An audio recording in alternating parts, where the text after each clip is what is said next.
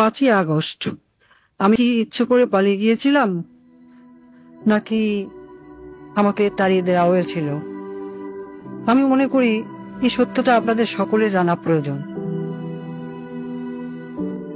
সত্যটা আসলে জানেন কি, 5ই আগস্ট যদি আমি দেশ ত্যাগ না করতাম, ছাত্র জনতা যদি সত্যি গণভবনে প্রবেশ করতে পারত, আর সেখানে যদি আমি অবস্থান করতাম, আজ আপনাদের সামনে যে আমি, সেটাও হয়তো সম্ভব হতো না। তারা আমাকে কখনোই জীবিত রাখতো না, গাদ্দাফিসেও করুণ পরিণতি করত। প্রশ্ন হলো, 5ই আগস্ট কেন হতে হলো? দেখুন, 5ই আগস্ট যদি আমি গণভবন ত্যাগ নাও করতাম, একটা না একটা সময় ওই বাড়ি থেকে আমাকে চলে যেতেই হতো।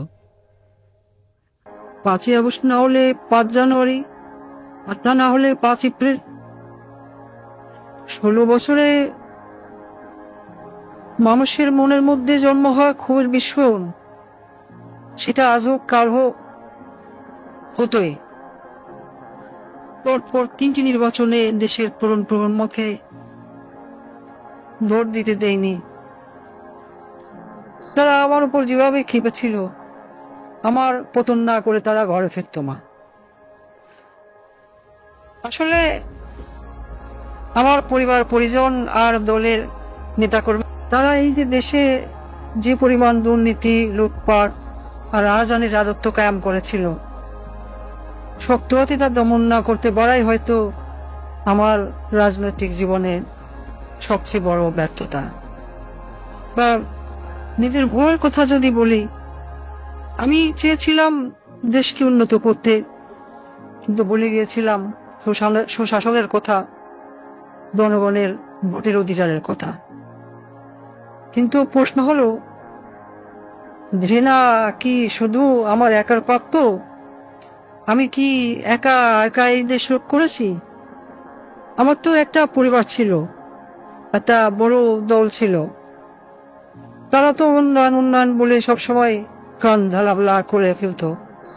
তখন কি কেউ আমাকে বলেছিল, আপা উন্নয়ন করেন, কিন্তু ভোটের অধিকারটাও জনগণকে দিয়েন?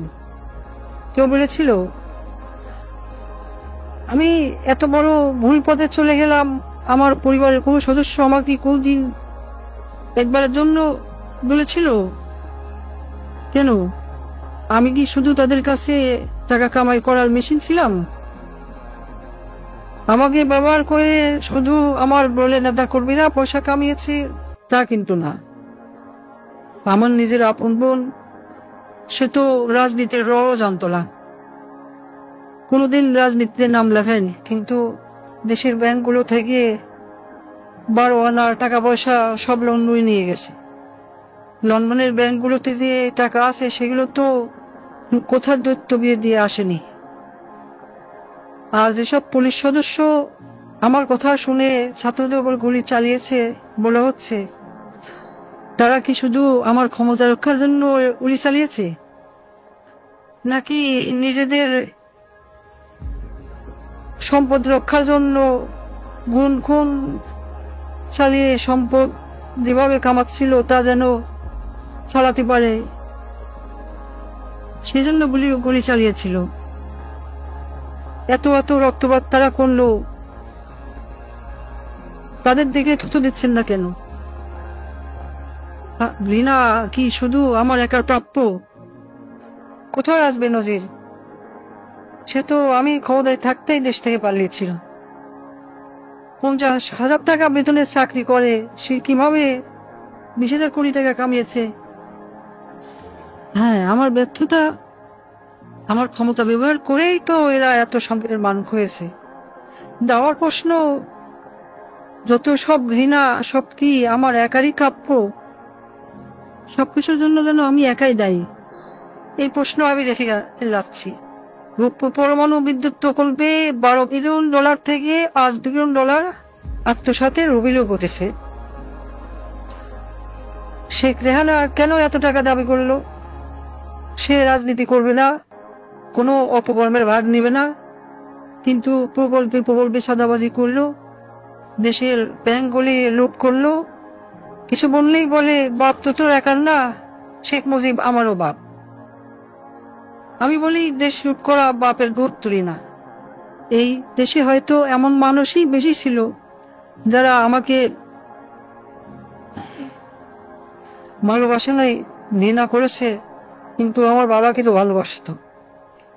আমার দুঃশাসনে অতিষ্ঠ হয়ে আজ মানুষ আমার বাবা শেখ মুজিবকে নিয়ে কটূক্তি করছে, গালাগালি করছে।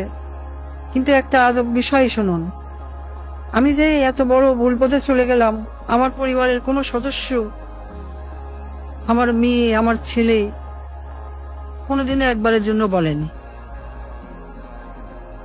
তারা আমাকে ব্যবহার করে শুধু টাকা পয়সা কামিয়ে গেল। আমার আপন বোন, সেও কিন্তু সেই পথেই হাঁটলো। সে কি কখনো আমার বাবার সম্মানের কথা ভেবেছিল? বঙ্গবন্ধু তো তারও পিতা ছিল। সে কি করলো? কিছুদিন আগেও আমাকে নেত্রী বলে রাখতো, আজ ডাকে খুনি। আমি জানি এই তকমা আমার প্রাপ্য, কারণ আমি যা করেছি তা কখনোই ক্ষমার যোগ্য অপরাধ না। রাতে যখন ঘুমোতে যাই, আমার দিনগুলো আর রাতগুলো এখন একই রকম। আমি জানি না ঘুমাতে কেমন লাগে, জানি না শান্তি কাকে বলে। আমার ঘরে প্রতিদিনই এখন মানুষ আসে, আমার চারপাশে দাঁড়িয়ে থাকে। আমি জানি না তারা মৃত নাকি জীবিত। আমি আয়নার দিকে তাকাই, কিন্তু নিজের চেহারা দেখতে পাই না। দেখি রক্তমাখা হাত, পা, মাথা। আমি চিৎকার করে বলি, আমি তো দেশ বাঁচাতে চেয়েছিলাম, কিন্তু সেই কণ্ঠগুলো আমার কথা শোনে না। তারা আমাকে বারবার প্রশ্ন করে, আমাকে কেন মারলেন? আমার মায়ের কাছে ফিরিয়ে দিন। আমি ক্ষমা চাই না। আমার মতো নরপিশাচের কোনো ক্ষমা হয় না। আমি এক পাপী, আমি এক মহাখনি। আজ আমি মতিউর রহমান রেন্টুর সাথে গোলা মিলিয়ে বলতে চাই, আমার ফাঁসি চাই। আমি চাই রাস্তার মোড়ে আমাকে প্রকাশ্যে ফাঁসি কাস্টে ঝুলিয়ে হত্যা করা হোক, এ জাতিকে পাপ মুক্ত করা হোক। জয় বাংলা, জয় বঙ্গবন্ধু।